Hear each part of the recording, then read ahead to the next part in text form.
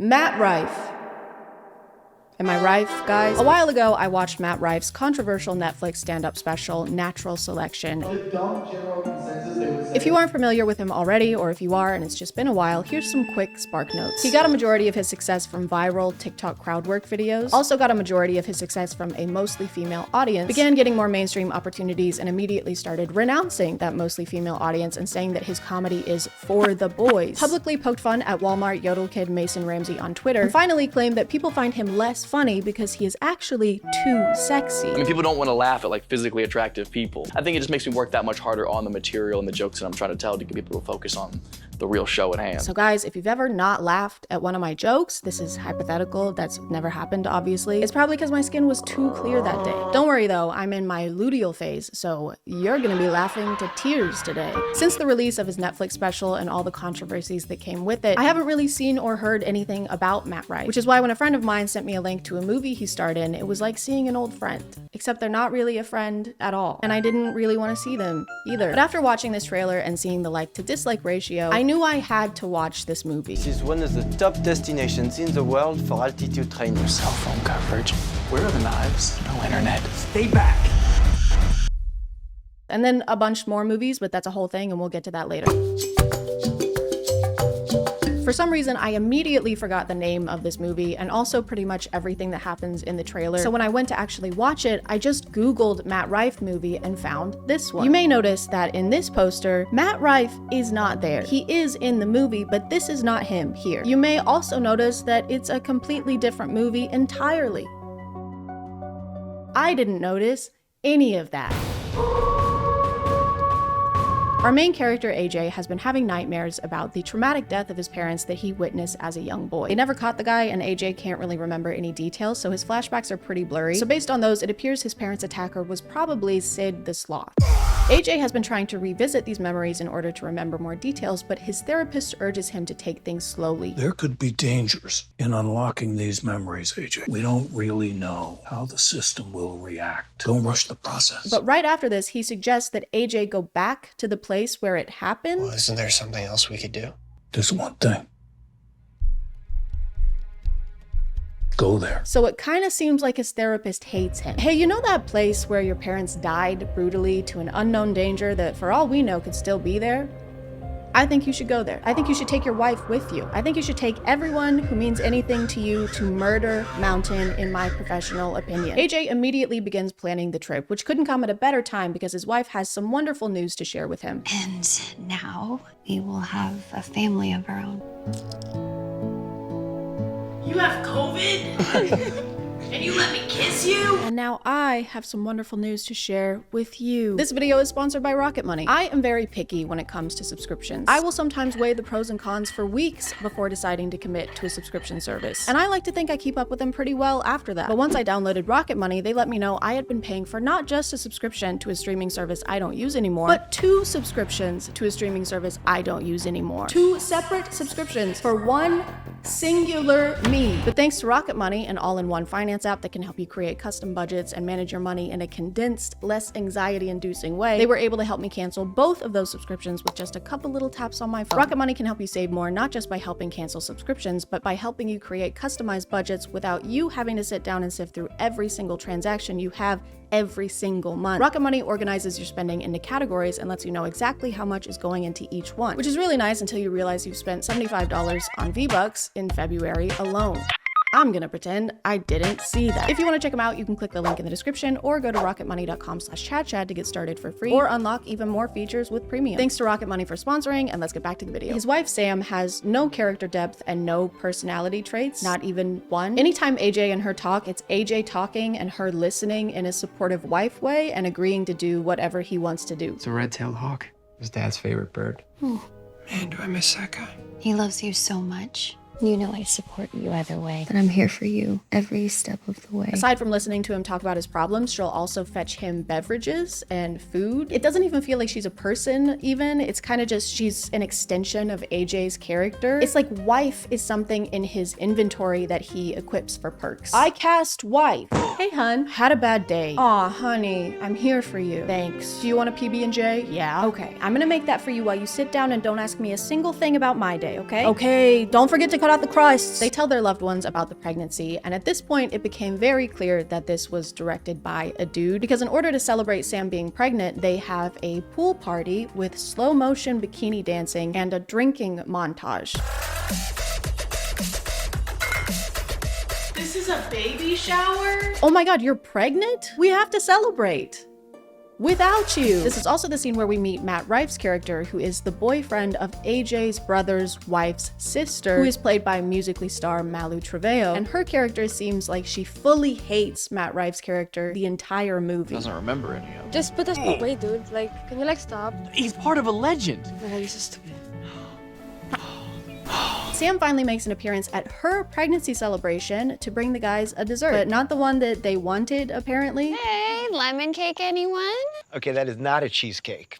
That is not a No, cheesecake. maybe a bundt cake, lemon-ish. Very good, AJ's brother. It is lemony. Lemon cakes tend to be. Lemon cake, anyone? This scene is immediately followed by Sam watching a news story about a bank robbing and AJ saying this. 3 men robbed a bank in Eagle Ridge. They fled the scene. People still rob Police are banks? looking- What do you mean, do people still rob banks? Why would you think there aren't people who rob banks anymore? What, like it's out of style or something? I am a bank robber and I'm robbing this bank right now. No, why would you do this? Because I need money. No, like why would you do this? It's so cringe. No, it's not. This is so like 2010s of you. I have explosives, okay? Oh, no need. You're bombing hard enough on your own. AJ's brother Max, who also happens to be the director of this movie, decides he's going on the trip too, along with his wife, his wife's sister, and his wife's sister's boyfriend. Oh, and Sam is coming too. Oh, I'm coming with you. And hey, it might be fun. Sam, I cannot stress enough how not fun this will be.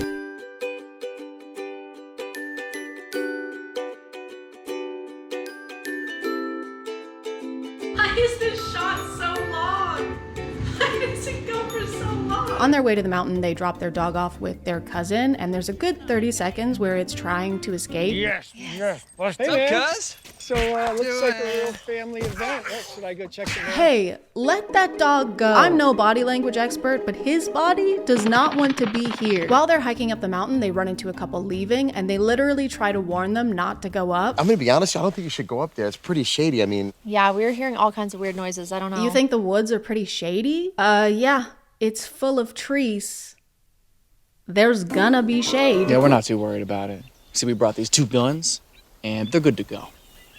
Did they just tell Matt Rife to be himself? Danny Trejo is also here. He and this guy are the ones who robbed the bank, and they're on the mountain trying to flee. And none of that matters. I can't stress enough how little this plotline matters. The most important thing is that every time he comes on screen, there's these 4 ominous guitar notes that play.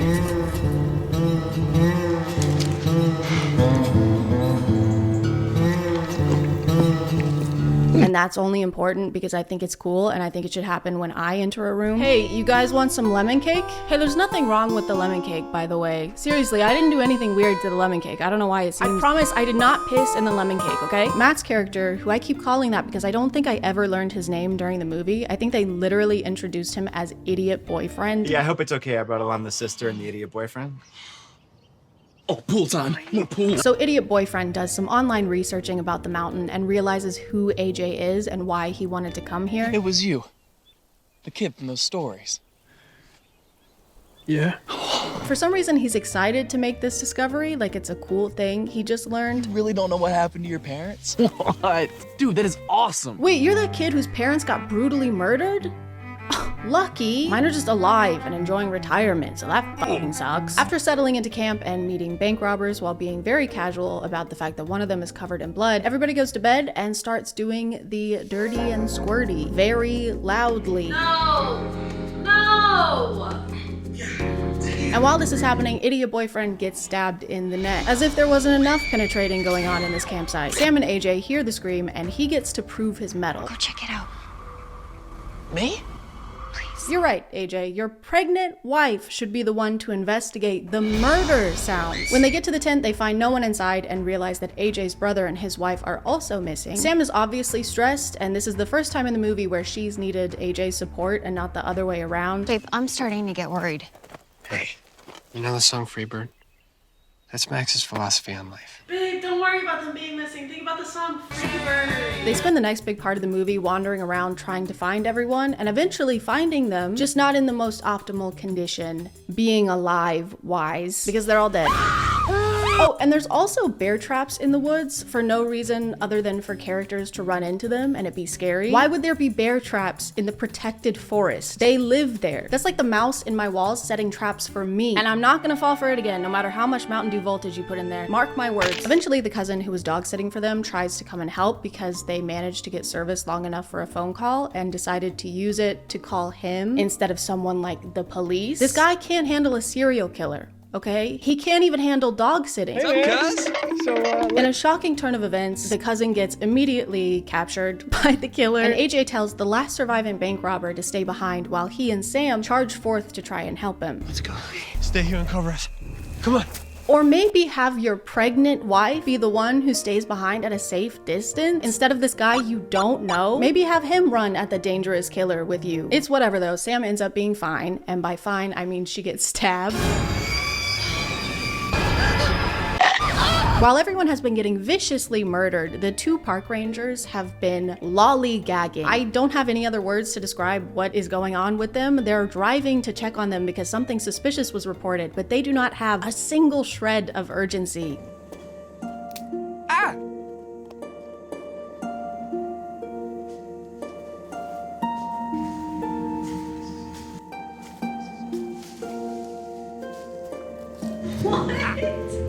What are they doing? Sam is losing a lot of blood, so AJ tries to keep her from passing out by describing their bed at home to her. Keep those eyes open, baby. Just picture it, okay? We go home, get in bed, cuddle all morning, and then we have a movie marathon. Babe, don't piss yourself. Just close your eyes and imagine you're standing in front of a big toilet right now. Babe, just imagine how nice it would be if you were using a big toilet, if you were pissing in this big toilet right now. Sam and AJ finally defeat the killer and pull off his mask to reveal it was his brother all along. Hey, little bro. You're telling me this was fake? You're telling me this wasn't really his body? His brother reveals that the reason he killed their parents 20 years ago was because he was actually adopted, and when AJ's mom gave birth to him, they started paying more attention to AJ than they were to him. She called you her little miracle baby. It's like I didn't even exist anymore. So you killed them? Which doesn't make any fucking sense. If he was jealous of the parents giving more attention to the younger kid, wouldn't he want to murder him? Why would he kill his parents if he wanted them all to himself? Yeah, my parents haven't been giving me as much attention ever since my baby brother was born, so I killed them. And now they'll never give me any attention ever again. Problem solved. They end up having a tussle on the cliff where their parents died, and during that, his brother also falls off the cliff to his death. And that's actually a great way to bring this all full circle. He ended their parents' lives here 20 years ago, and now karma has caught up with him and he meets the same fate. Except that's not the ending. Instead, we jump forward like a year. They've had the baby, they've returned to normalcy. How do you feel otherwise, AJ? I'm doing great, Doc. Still no setbacks. All of your friends are dead. And then his brother just shows up again, alive. Hello, Sam. AJ says he sees him driving past while he's on the way to a business trip, but I think they forgot to film the actual shot of the actor, so it's just this. We could get a chalupa. What's happening? What's Hey, he you see that guy driving? What? So they turn around and go back home with the least amount of urgency possible.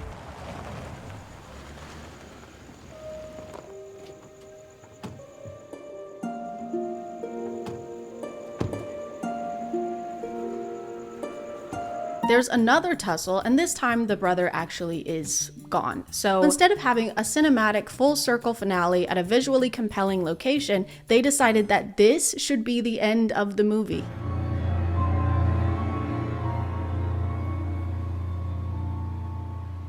That's the end? Not only were the last 20 minutes of this movie completely pointless, but I started to pick up on something very strange. Notice how we haven't seen any alien spacecrafts in this movie, or how not a single person has rode a bike, ridden a bike, rided a bike. It suddenly hit me that I had watched the wrong movie and that the last 2 hours of my life had been a complete waste.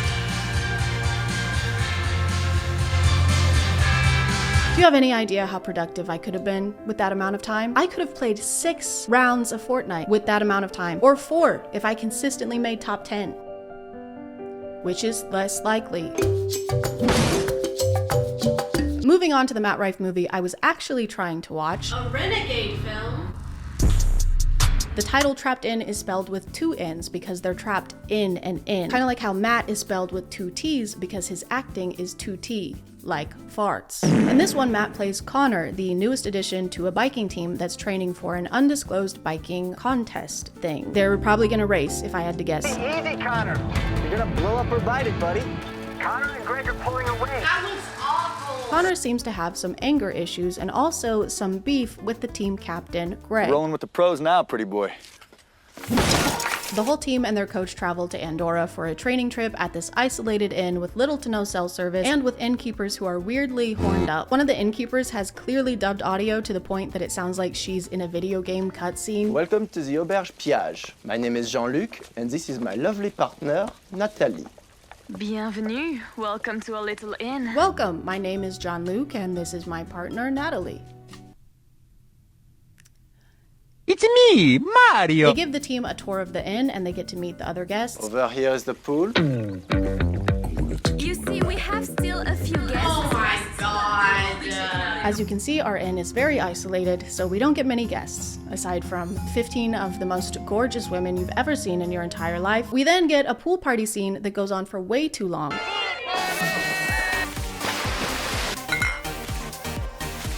Lasting for over 2 minutes may be a good thing for Matt Rife, but it is not a good thing for a montage.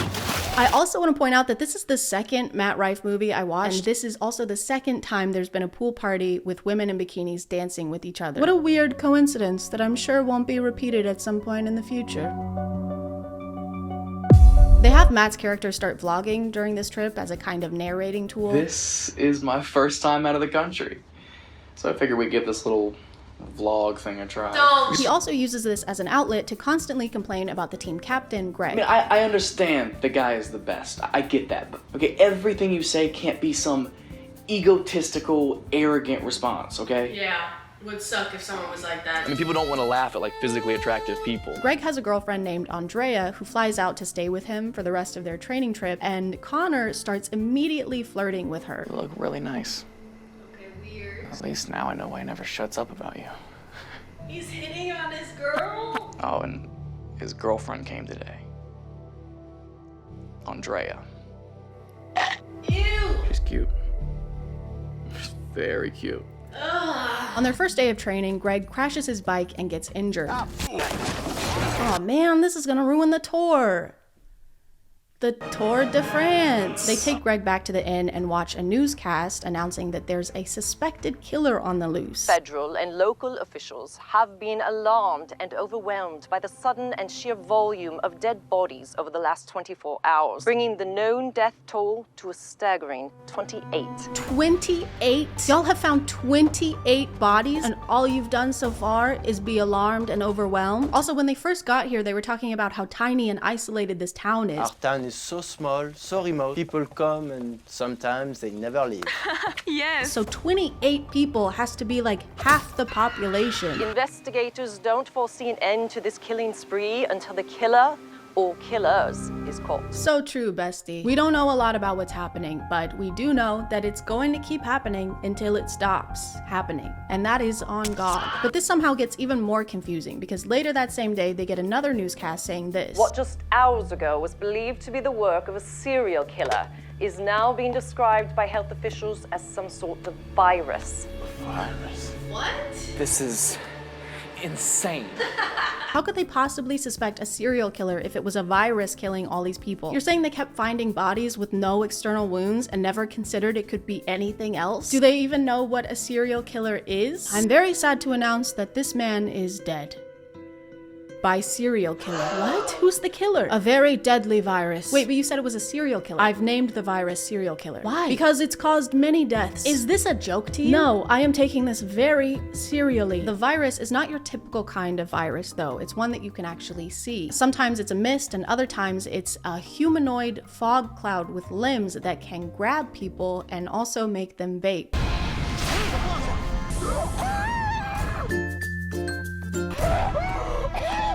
Oh no, watch out, it's a virus!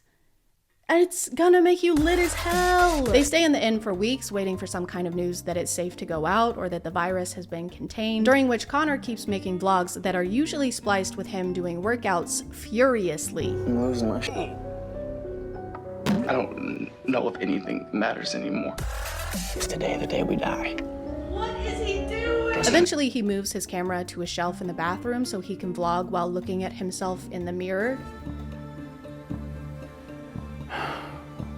So we just try to keep things as normal as possible. Which is probably his best acting in the movie so far, because he's not acting. This is his morning routine. Eventually, the virus gets everyone except for Connor, Greg, the team captain, who's been injured for months with no professional medical attention, and Andrea, who has a habit of screaming at the top of her lungs anytime the virus gets someone.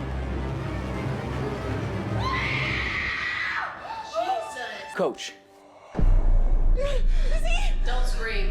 At this point, it's been months and they've been running out of food for a while when Connor decides to reveal that his parents were survivalists, and so he knows how to forage for food. My parents were survivalists. I mean, there's plenty of mushrooms and edible plants all around this area that we could eat.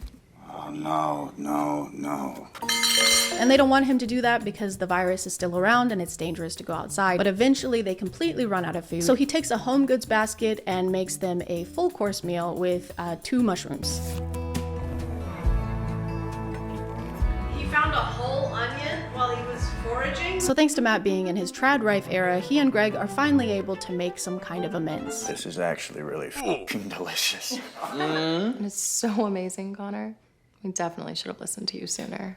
Yeah, you did really good, kid. Did Matt Rife write this movie? Yeah. But after this, they get another newscast with another update. It appears the authorities have finished their investigation into the multitude of deaths originally assumed to be caused by a virus. Experts are now saying we are being invaded by a species of extraterrestrial origins. We have no further information at this time. What kind of experts do they have working on this? I don't think they have their greatest minds on this case. It has been months, and they just now realized that this can't be fought with a vaccine. We've tried NyQuil, we've tried Dayquil, I don't know what else. That's what's been behind the mist this entire time? Fucking aliens? Well, no one said you have to do that. I really don't know how Greg has made it this far because, again, he's had open wounds on his back for months. And that's fine. He's gonna be fine. As long as he likes having sepsis. Oh my god, sepsis. What are you doing on my back? Killing you slowly. Oh no, I'm stuck. Sepsis. That's the muscle atrophy setting in. And I get a trophy? That's so sick. Unfortunately, Greg does not make it for much longer. It could have been his injuries. It could have been eating mushrooms given to him by a frat guy. He gives Connor a whole speech about how he's gonna have to be the one to take care of Andrea and basically gives him his blessing for them to be together. I know how you feel about her. It's okay. I promise. It's kind of like he bequeaths Andrea to Connor like you would a family heirloom, like a piece of furniture. And that's the most romantic thing you could do. We skip forward 2 more months and Connor is asking himself the really important questions, like how long am I supposed to f***ing wait before I make a move on this grieving woman? I felt this way about her since literally the day she got here. How long until I'm supposed to make a move? What? That's what you're worried about right now? He also thinks that he and Andrea were destined to be together. Trying my best to take care of Andrea, but it just doesn't feel right. I know it sounds corny, but maybe it was meant to be. Tell me that's coincidence that we're the last 2 left. Hey, I know your partner just died or whatever, but have you ever considered that was supposed to happen? Have you ever thought about how maybe it's good that that happened so that me and you could bang? So maybe he just needed to get out of the way. Maybe it's good he's not around anymore. The last 20 minutes of this movie are dedicated to Connor and Andrea ending up together. He makes a move by cooking her a romantic dinner of spaghetti noodles and meat sauce that he foraged in the woods. Well, this looks amazing. Thank you. Literally cashews and lettuce.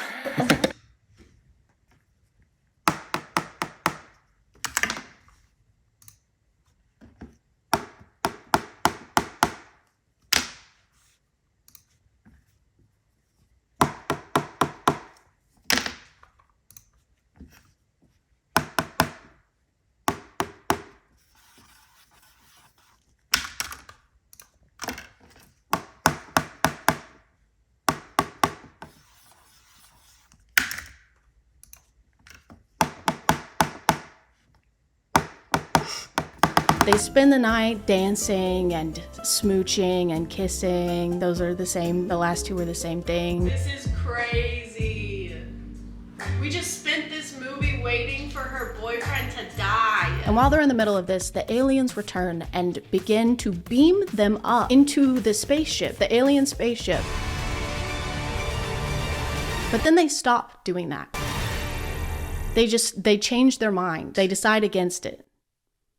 And then they leave. To explain why the aliens had a change of heart when it came to these two, when it's been ruthlessly taking everyone else out, the movie says, hey, don't worry about it. Don't worry about it, toots. When the beam of light came down from the craft and it hit us, I got this, like, I don't know, download, like a telepathic connection. Why it spared us, that I don't know. Oh, great, you don't know. Apparently, all of this was caused by AI. The crafts were controlled by artificial intelligence. And it's over now. We are now getting reports from all over the globe saying the alien crafts are gone. Experts are baffled. We are now receiving reports that this movie is over now, and so are we. We don't know how to end it, so stop asking us any questions. Also, experts are baffled, so that's pretty on brand for them because it's all they've been this entire time. I didn't realize this until the credits, but Matt Rife actually produced this movie, which means he probably had a direct hand in having someone say, you were right. You've been right this whole time. We should have listened to you sooner. Promise me when I'm gone that you'll sleep with my girlfriend. After this, I thought I was done with Matt Rife movies until my friend sent me another Matt Rife movie on Tubi. If I can even call them that at this point, these are not the actions of someone who wants me to thrive. Could I have stopped after Trapped In, since it was the movie I meant to watch and there was more than enough material in there to make a whole video about? Yes. But now I had seen 2 of them and I started to wonder, did I just get unlucky? Or is every Matt Rife movie terrible? I had to watch this movie multiple times because the first time I watched it, I was trying not to throw up. Not because of how bad the movie is, but because I was drinking a couple glasses of Josh wine and immediately got so sick. So I don't recommend that wine, and I don't recommend this movie. Guys, if I had $1 for every Matt Rife movie that starts with a guy recounting a traumatic event to his therapist who wears glasses and has plants behind him in order to remember more details about said traumatic event, then I would have $2. And I couldn't afford a carton of eggs. This guy is named Wayne, and he's actually not our main character. In fact, he's not in this movie at all, really. All the movie really wants us to know at this point is that Wayne is in a psych ward and has been since he was humiliated and bullied by a group of kids from his high school. Oh, and they also want us to know that he hit someone in the head with a food tray. I love that the sound effect sounds like he hit them with a concrete block, but when he tosses it down, it's the thinnest, flimsiest plastic. The main characters of this movie are actually the high schoolers who did this to Wayne. That's right, we get to spend the whole movie with the bad guys. Everyone in the friend group is an influencer or an aspiring one, so they're all trying to get to 500K on InstaTalk by doing things like this.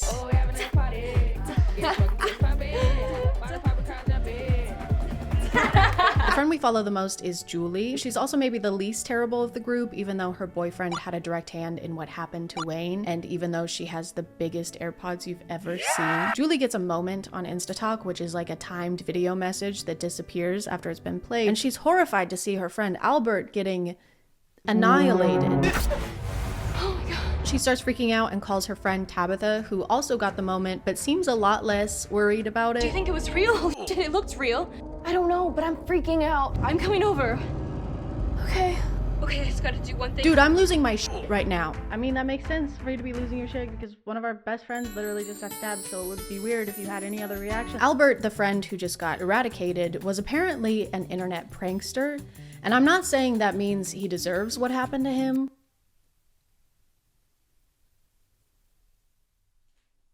I'm not saying that. Because Albert is known for doing some pretty over-the-top pranks, they don't really do anything about the fact that they saw this video. It takes them an entire day to even try and call him, and when Julie suggests it, her boyfriend acts like she's crazy. Should we call him? Call him? Yes. Be serious. This is an emergency. We need to call him. Call him? It's 2021, okay? We don't call people unless it's a matter of life and death.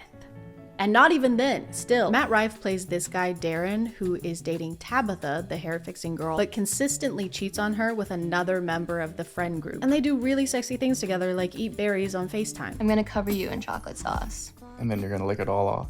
I'm sending you to college, baby. You're sending him to college? That's actually very nice and supportive of you. Wow. And then I'm gonna put a kiwi in your belly button. And then what are you gonna do? And then I'm gonna financially support you while you obtain higher education to avoid crippling debt via student loans. Oh my god, babe, you're so hot. Tabitha's dad is the same guy who plays the murderous brother in Curse of Wolf Mountain, which he directed. And he also directed this one where he plays a creepy, gross guy. If you just need someone to talk to, I'm a pretty good listener. And my phone's always on. Yeah. Julie's boyfriend thinks he sees Wayne one night, so he does some digging and finds out he's been released. 2 days ago, I hacked their site. Just get your ass over to Skyjacks, okay? Fine. My mocha! The movie really wants us to believe that Wayne is the one killing people off, but they don't do a very good job of convincing us. The only thing that makes it somewhat believable is how much damage he can deal with a styrofoam tray. During a heart-to-heart, Tabitha opens up to her boyfriend, Darren, Matt Rife, about her previous relationship. Darren, I had this boyfriend when I moved here. We dated for a year before I found out he was f***ing half the school. It really messed me up. Tabitha, okay, I would never, ever do anything like that. Man, I sure hope this guy makes it. I sure am rooting for these characters so far. They get another video of one of their friends being annihilated, and the sheriff finally starts to do some investigating by going to see Wayne's psychiatrist and asking some hard-hitting investigative questions. I'm just chasing down any lead that I can get. And you haven't got any. Doc, why are kids today so casual about telling the whole world, total strangers, what they're up to at any given moment? Hey dude, you have to pay for a session just like anybody else. You can't just come in here pretending to investigate a murder and then start asking him about your incomprehension of the youth. I mean, it all just seems to be so damn stupid. I can stop you there, Sheriff. Yeah, you should stop him there until he writes you a check or something. Damn. This is clearly one of those social media bad movies that was made by somebody who needed their kids' help to make their Facebook account. Which is fine, it's just funny to make your movie topic about something you aren't super familiar with. That's like if I made a movie about not being sick as fuck. After losing two of their nearest and dearest friends, everyone is obviously miserable. Lee in need of a pool party. I cannot make this up, guys. There is another pool party montage in another Matt Rife movie. That's 3 for 3 Matt Rife movies. That's all. If I had $1 for every time this happens and $1 for every time a guy opens up about his past trauma with a psychiatrist with the glasses and the plans behind him, then I would have $5. And I still couldn't afford a carton of eggs. The movie also seems to want us to believe that Beth, the girl Darren is cheating on his girlfriend with, is the reason he's cheating on his girlfriend, as if he's not actively making the choice to do so. I care about you, okay? We've had a lot of fun, but I don't want to do this anymore. I don't know how much more obvious I could possibly be. I don't know, man. Maybe by not going with her to her house? Maybe by not cheating on your girlfriend with her for all this time? For this whole time? I know I came over here and I started making out with you, and also some of our clothes are off, but I don't want to cheat on my girlfriend. Why would you possibly think that? They eventually explain what happened with Wayne to Tabitha because they still believe it's him doing this to their friends. The whole thing was live streamed and filmed with multiple cameras, including the ones held by Julie's boyfriend and Darren. Also, Matt Rife almost trips here twice. Please be careful, Matt. The ground is rife with shrubbery. Julie tries to get rid of Tabitha's suspicions that Darren is cheating on her by saying he would never do that because she's super hot. He worships you. He's really vain and you're the hottest girl ever. And as we all know, guys only cheat on ugly girls. And that's proven fact. After Darren ends his affair with Beth, is that an affair if you're not married? It's not a fair either way. After Darren ends it with Beth, she wants some kind of revenge, so she goes to Tabitha's house to do things with her father. Once again, Beth is a high schooler. Okay? So this is very weird and bad and gross. But then the killer shows up and then kills him. So that's good, but it's definitely a choice to be the director and cast yourself in a role where you get to make out with a woman half your age. Especially when, aside from this, the dad has nothing to do with the story. So for this scene, we're gonna be pretending to give any cash we might have in our wallets to the guy asking us for any cash we might have in our wallets. And to play this character, I've chosen me. Does this advance the plot in any way? Yes, it is an advance for me. The finale of this movie is like trying to open a pickle jar and then spinning in a circle and then starting to braid your hair. because it's twist after twist after twist. We finally get the reveal that the killer has been this guy all along. You know, this guy that we all remember and haven't forgotten because he's had so little screen time. He says that it's to get them back for letting him take the fall for what happened to Wayne, but he's the one who literally orchestrated the whole thing and live streamed the whole thing to his audience, so I don't understand what he thought was gonna happen there. Except wait, we get another reveal that he has an accomplice who turns on him, sadly. And who is that accomplice? It's Tabitha! And her motivation is that she knew this entire time that Darren was cheating on her and thought that the friend group was lying to her about it, which they were, except for Julie. At some point in all this chaos, Wayne finds Julie to try and warn her about the killer. Not the best timing, Wayne. There's been some signs, and she's scared at first, but she has the realization that it's not Wayne doing this to them, just in time for her dumbass boyfriend to burst through the door and kill Wayne. No! They made his life miserable, and then you have him die at the hands of the guy who did the life miserabling. And what's even worse is that the only two people to survive after defeating Tabitha are Julie and her dumbass boyfriend. That's right, Jeremy makes it out of this alive. Isn't that amazing news? Doesn't that feel right and good and balanced and balanced? They even get a happy romantic ending scene together.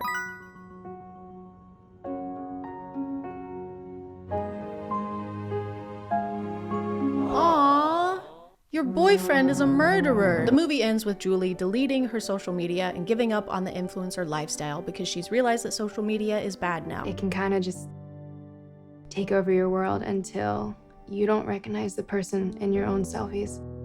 That's actually really messed up, guys. She can't even recognize her selfie. So she sets her phone down, joins hands with her only surviving friend, and gallops into heaven, into a light bulb, perhaps. I don't know why it's so overexposed here. Maybe it's to signify how bright life is after all of your closest friends are dead. They have another twist that the psychiatrist was actually the one behind all of it, but I don't care. I don't give a fuck, okay? You can't have any more twists. You're in twist timeout. Do not twist it. Just kidding. I have to tap out here. It's about an old comedian meeting a young comedian who's also a Matt Rife and also is a vampire, and he has a terrible accent the whole time. I am Ethan Barr, and I am a vampire. Welcome to my home. It's incredible. Enthralled. You both could make it. And it's really bad. And I tried to watch it after Deathlink, and I was so sick from the Josh wine and so sick of watching Matt Rife movies, and I had to give up, and that's okay. I know my limits, and it happens to be 3. 3 push-ups, 3 glasses of Josh wine, and 3 terrible Matt Rife movies. Okay, technically 4.5 movies because I actually did finish the Don't Suck movie, and then I also watched half of a movie he was in called The Elevator, where Eric Roberts is his dad and he's trapped in an elevator, and his wife, who's Matt Rife's mom, is the same age as Matt Rife. And they were so bad that I can't let you think I didn't actually watch those. I need somebody to know that I did that. His dad is only trapped in the elevator for a few hours. He starts writing a letter to his family. By the time you find this letter, I'm not sure if I'll still be here. So now you know that information, and I don't feel any better still. So I'm gonna call it there, guys. This was a little bit longer of a video than I'm used to making, so let me know if that's cool with you or if you hated it. Actually, don't tell me if you hated it because I can't regulate my emotions well enough to move past that kind of feedback. Thank you for subscribing, and if you are still here, thank you so much for watching. I appreciate you clicking on my videos out of all the videos that are on here, and I'll see you next time. Okay, bye.